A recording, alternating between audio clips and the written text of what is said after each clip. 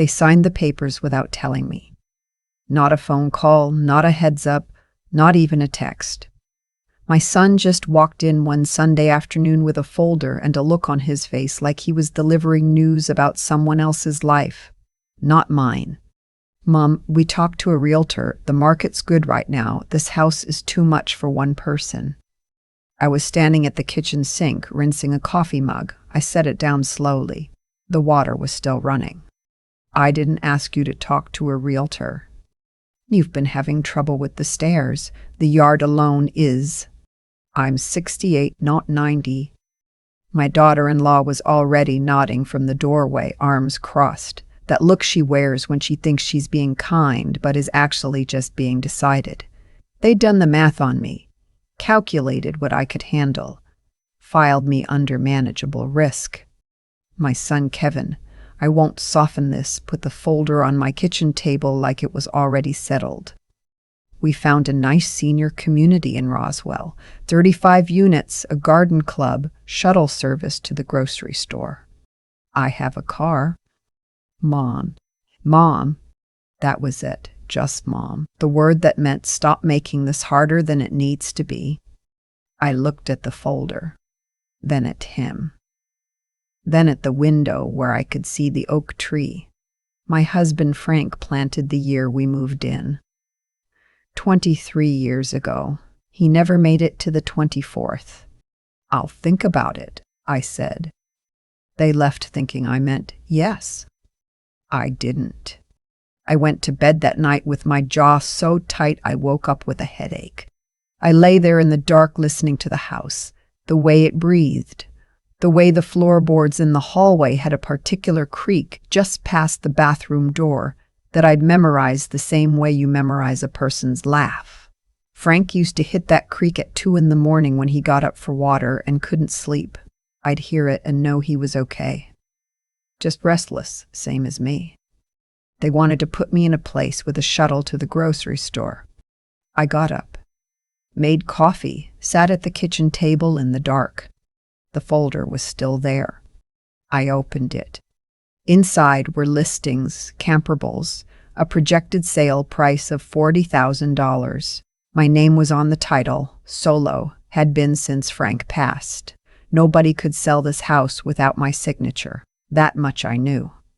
What I didn't know was what to do with the cold, flat feeling sitting in my chest that had nothing to do with the house and everything to do with the way my son had walked in carrying someone else's decision and called it a favor. 3 days later, I called my friend Opal. She'd been my closest friend since we taught at the same middle school outside Atlanta, 15 years ago. She'd retired to Asheville, kept a garden, painted watercolors, answered on the second ring. I told her everything, the folder, the realtor, the senior community with the shuttle service. She was quiet a moment. Then she said, "What do you want to do?" Nobody had asked me that yet. "I want to go somewhere," I said. "I want to go before I talk myself out of it." "Then go." It was that simple coming from her. It wouldn't be that simple actually doing it. But the next morning I opened my laptop. I hadn't booked a flight in 6 years, not since I went to Portland for my college roommate's retirement party. The sites had changed. Everything required an account. I made one. I sat there for 40 minutes in my bathrobe going through it step by step, not because I was confused, but because I was afraid that if I stopped moving, I'd close the browser and make tea and wait for my son to call back. I booked a flight to Portland, Maine, not the Oregon one, the small one, the one I'd read about once in a magazine at a dentist's office and hadn't thought about since. The article called it "The City That Doesn't Hurry." That sounded right. Then I called my neighbor 2 houses down, a retired nurse named Theodore who'd been watching my mail when I traveled, the handful of times I had. I asked if he'd water the tomatoes. "You going somewhere?" he asked. "Just a little trip," I said. "Good for you," he said, and meant it. I told my son nothing. I packed one bag. A carry-on navy blue, small enough to fit overhead. I packed the soft gray cardigan I'd bought 2 winters ago and never worn because it seemed too nice for staying home. I packed the journal Frank gave me the last Christmas before he got sick, the one with the blue cloth cover I'd been saving for something I couldn't name. My flight was early. I got to the airport in the dark and moved through security alone with my shoes in a bin and my boarding pass on my phone, and nobody waiting on the other side of the scanner to help me find my gate. I didn't need help. I found it myself. I hadn't flown in years, but airports don't change as much as people think. They just get louder. I sat at my gate with a coffee and watched the runways through the glass and thought about how strange it was to be 68 years old and feel, for the first time in a long time, like I was doing something that was entirely mine. The woman in the seat next to me on the plane asked where I was headed. When I said Maine, she lit up. "I'm from Kennebunkport," she said. "You're going to love it up there. People actually look you in the eye." I smiled. I didn't say that was part of the reason I'd chosen it. Portland from above looked small and clean and deliberate. The harbor was gray-green in the early morning light. I took a cab to the inn I'd booked, a narrow brick building on a street called Munjoy Hill, run by a man named Lou who wore an apron and handed me a key attached to a wooden lobster and didn't make a single comment about me traveling alone. My room had a window that looked out over a slope of rooftops and, beyond that, the water. I sat on the edge of the bed. I didn't cry. I just stayed there a while, breathing. Then I put on the gray cardigan, laced up my walking shoes, and went out. The city moved at a pace I recognized from another time in my life, before everything became about being useful. People walked their dogs. A bakery on the corner had its door propped open, and the smell of something with cardamom in it reached me from half a block away. I went in, ordered a coffee and a roll, sat at a small table by the window and ate without looking at my phone once. Nobody was waiting on an update from me. The woman behind the counter had paint under her fingernails and called me on without a hint of condescension. It was just what she said. I hadn't been called that in years without it feeling like a diminishment. I walked until my feet were tired up to the eastern promenade, where the path runs along the ridge overlooking the harbor. It was windy, cold in a way that was honest rather than mean. I found a bench and sat. Below me, boats moved in and out.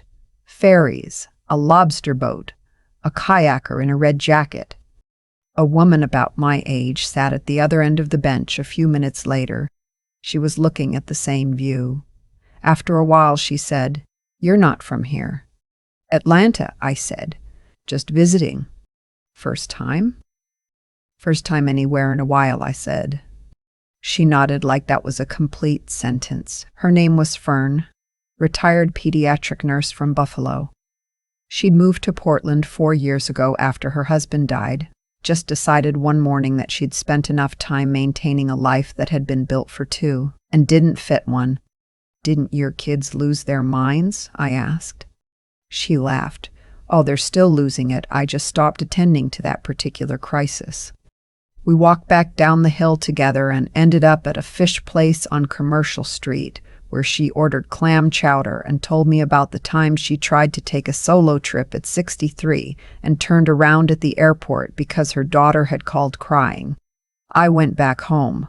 I sat in my kitchen, and I thought, I will regret this more than anything she will ever forgive me for. She paused, tore off a piece of bread. 4 years ago, I stopped going back. I thought about the folder on my kitchen table, the projected sale price, the garden club in Roswell. "They think I need to downsize," I said. She looked at me. "Is it your house?" "Yes." "Then you don't need to do anything." It sounds obvious, but when she said it, something loosened.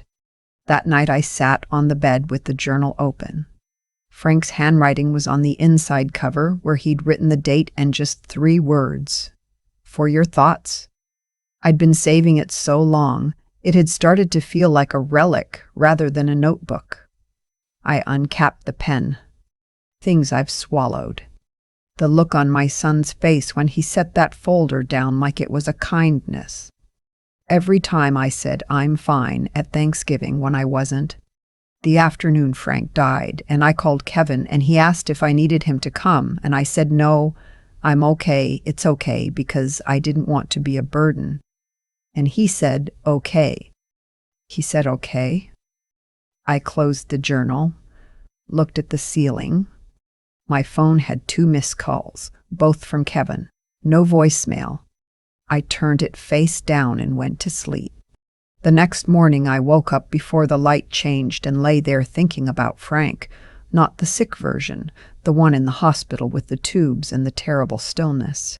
The earlier one, the one who sang off-key in the car and bought tomato plants every spring with complete confidence they'd cooperate this time. The one who held my hand at the movies even when we'd been married for 20 years, and it wasn't a thing you needed to do anymore. He did it anyway. I missed being known like that. I got dressed, went back to the bakery. The same woman was there. She remembered how I took my coffee. That felt like something. Fern texted that she knew a place in Rockport, about an hour north, that was worth the drive if I had a car. I didn't have one, but I rented one from a place 2 blocks from the inn, a little silver Honda, manual nothing, just a car, and drove up the coast with the window cracked and Patsy Cline on the radio, because that's who came on, and I didn't change it. Rockport was smaller than I expected and more beautiful. The harbor was postcard perfect, but not in an artificial way. There was a fish pier and a stack of lobster traps and the actual smell of salt and sea and use. I parked and walked. Found a gallery in a white clapboard building, watercolors mostly. I stood in front of a painting of a foggy harbor for a long time. Something about it reminded me of how a Sunday morning used to feel before everything became a schedule.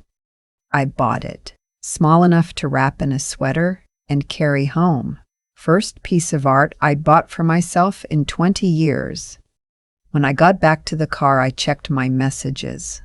Kevin, twice more. And then one from my granddaughter, my son's daughter, 17, named Addie. She texted like she always did, no capitals, all feeling, "Grandma, where are you? Dad is being weird. He said you didn't answer, and now he's calling Uncle Pete. Are you okay?" I smiled, then typed back, "I'm in Maine. I'm perfectly fine. Don't let him alarm you. I'll explain later." She responded in 15 seconds. "Maine, are you serious? Can I call you?" I called her. She answered on the first ring, out of breath like she'd been waiting. "Oh my God, you just left without telling anyone?" I told Theodore to water the tomatoes. She burst out laughing. That laugh, open and completely unguarded, was the best sound I'd heard all week. "Dad is going to have a full meltdown." "He's had them before," I said. "He survived." She got quiet for a second. "Then, is this about the house thing?" "What do you know about the house thing?" "I heard them talking about it. In the kitchen. I didn't say anything because I didn't know if I was supposed to." A pause. "I thought it was messed up. They didn't even ask you." I pulled onto the coastal road heading back south. The water was on my right, gunmetal and enormous. "No," I said, "they didn't." "I think you should stay," she said. It came out simply the way kids say true things before they learn to quote them. "I love going to your house. It smells like you, like coffee, and that cedar stuff you put in the closets. If they sell it, it's just gone." I didn't say anything for a moment. My throat was doing something I didn't want it to do while driving. "Thank you," I said. "Don't let them," she said, quietly but clearly. We talked for 20 more minutes. about her art class, the project she was doing about family stories, about a road trip she wanted to take after graduation. I told her about the watercolor I'd bought, about the harbor. Before she hung up, she said, "Send me a picture of like you there, not just the view." I pulled over on the side of the road, held the phone up, and took a photo. The water behind me, the wind doing something complicated with my hair, my face doing what faces do when they stop performing. I sent it. She sent back a row of red hearts. That evening, Kevin called again. This time I answered. The first thing he said was, "Mom, what is going on?" I let the silence sit a moment before I said, "I'm in Portland, Maine." "Maine? Why didn't you tell me?" "You didn't tell me about the realtor." A long pause. "That's different," he said. "Is it?" He started to say something about logistics, about how they were just looking into options, about how he was only trying to help. I let him talk. I sat on the edge of the bed in my in-room with the harbor light coming through the window and listened to my son explain, in a careful, slightly lawyerly voice, how moving me out of my home and into a senior community with a shuttle to the grocery store was an act of love. When he finished, I said, "Do you remember when your father died and I called you?" Silence. "And you asked if I needed you to come." "Mom." And I said no. "I'm okay, it's okay, don't worry." He didn't speak. "I've been saying that for 6 years. Don't worry, I'm okay. And you all took me at my word and kept your distance, and I kept the house and watered the garden and showed up for every birthday and every Thanksgiving, and I never once sat down at one of those tables and said I was lonely, that I was so tired of being the sturdy one."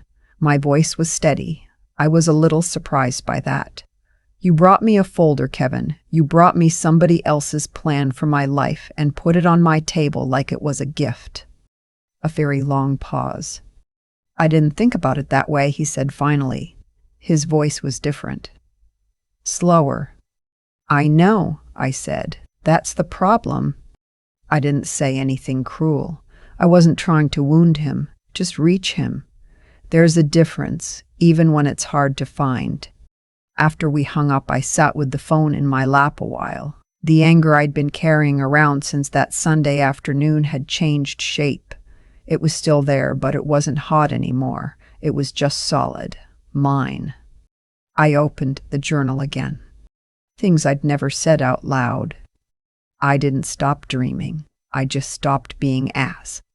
I kept this house because it's the last place I felt like myself. I watered the tomatoes and showed up and smiled and stayed small, and I told myself that was love. But it was also fear. Fear of taking up too much space. Fear of being a burden. Fear of the moment someone would say, "You know, Mom, you're getting to be a bit much." I am 68 years old. I have a perfectly good car and a passport that expires in 3 years, and a watercolor of Rockport Harbor wrapped in a sweater in my suitcase. I am not someone who stays behind. I stopped writing. Read that last line again. The next morning, Fern took me to a bookshop on Congress Street where the shelves went floor to ceiling and a cat slept on the poetry section. I bought 2 books I'd been meaning to read for a decade. We had lunch at a Lebanese place where the owner knew her by name. Over tabbouleh and warm pita, Fern asked if I'd heard back from my son. "We talked," I said. "And?" "It's a beginning." She nodded, poured more water. "It took my kids 3 years to stop treating me like I was something breakable." "What changed?" She thought about it. "I stopped acting breakable. I turned that over the way you turn a smooth stone in your hand." I flew home 4 days after I'd left. No fanfare, no one at the airport. I took a rideshare home, watched the Atlanta skyline come into view through the window, and felt something I hadn't felt coming into this city in years. Not dread, Not the heavy sense of obligations waiting, just the quiet readiness of someone who had thought clearly and was prepared to say so. My house was exactly as I'd left it. Theodore had watered the tomatoes. The plants on the porch were fine. The oak tree out front was doing what it did, being enormous and completely unimpressed by any of this. I made coffee, sat at the kitchen table. The folder was still there. I picked it up, walked to the recycling bin, and dropped it in. Then I sat back down and waited. Addie showed up first. No warning, just a knock at the back door an hour after I got home, still in her school clothes, backpack on.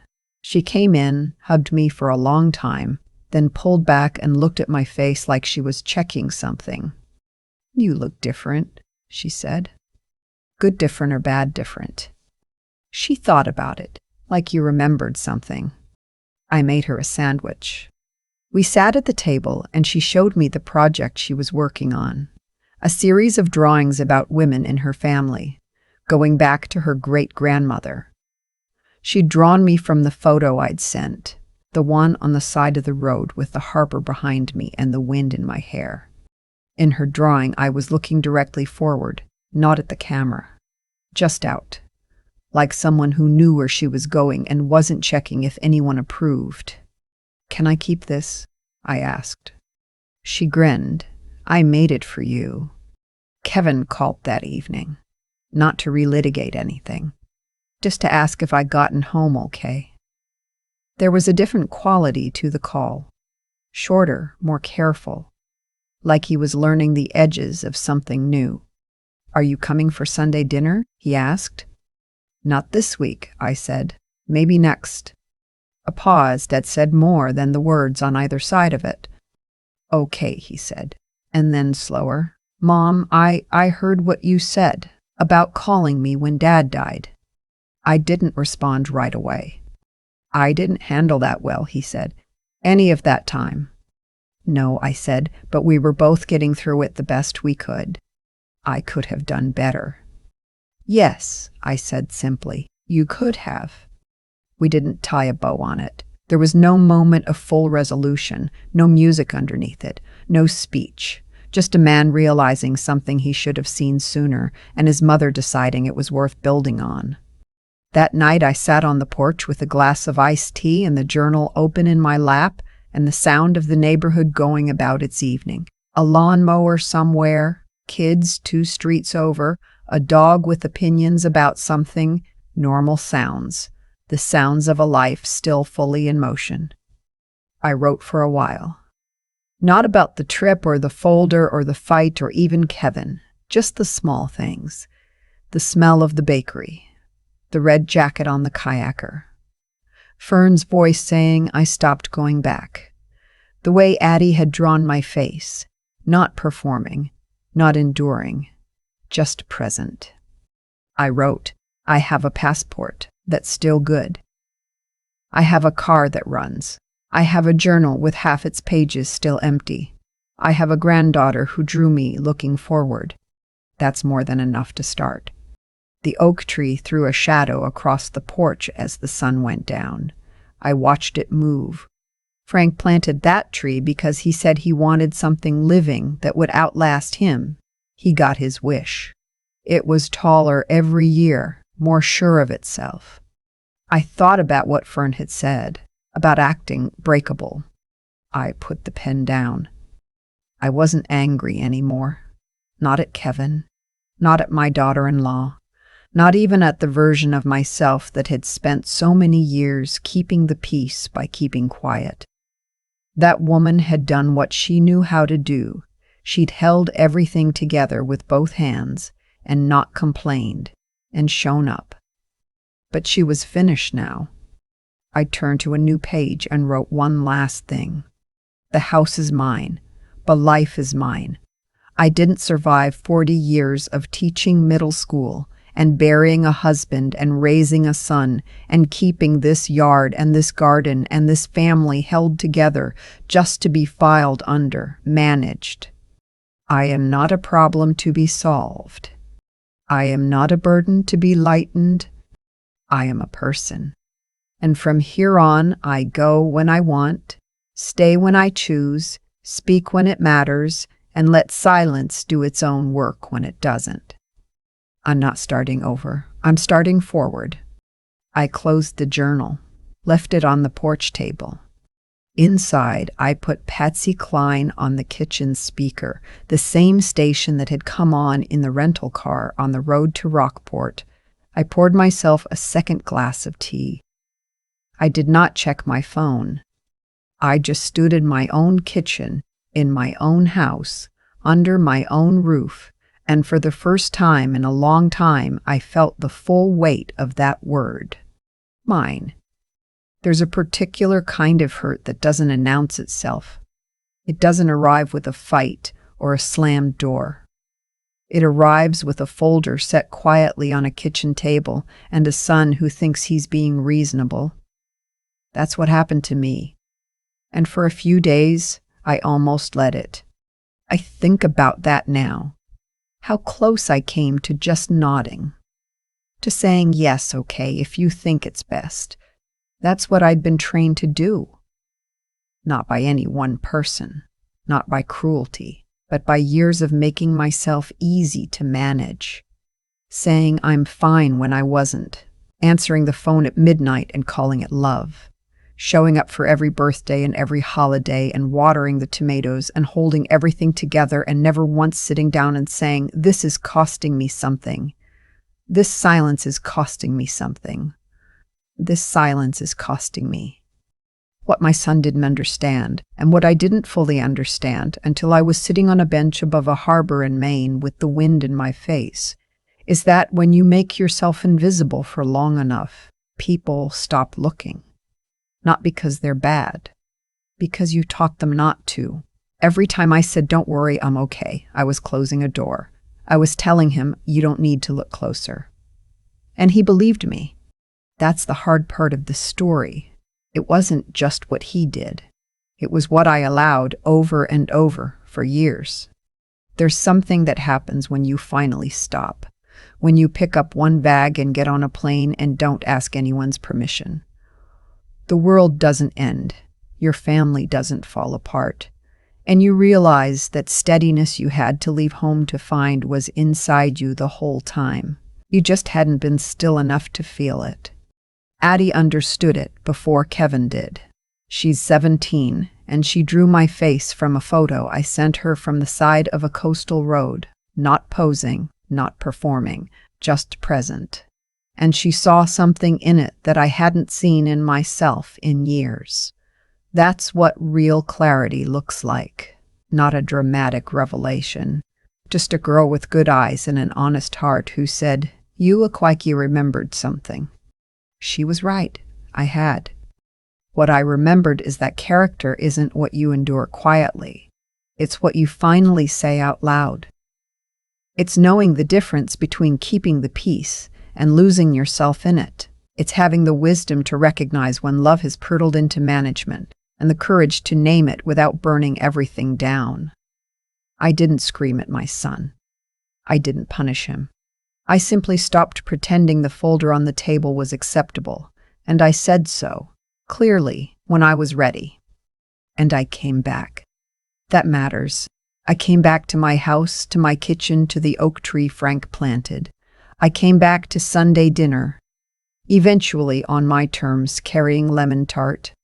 Not because everything was fixed, because some things are worth the slow work of repair, and some people, given the chance, will rise to meet you. I'm not the same woman who stood at that sink, rinsing a coffee mug while the water ran. I don't think I'll ever be her again. I don't want to be.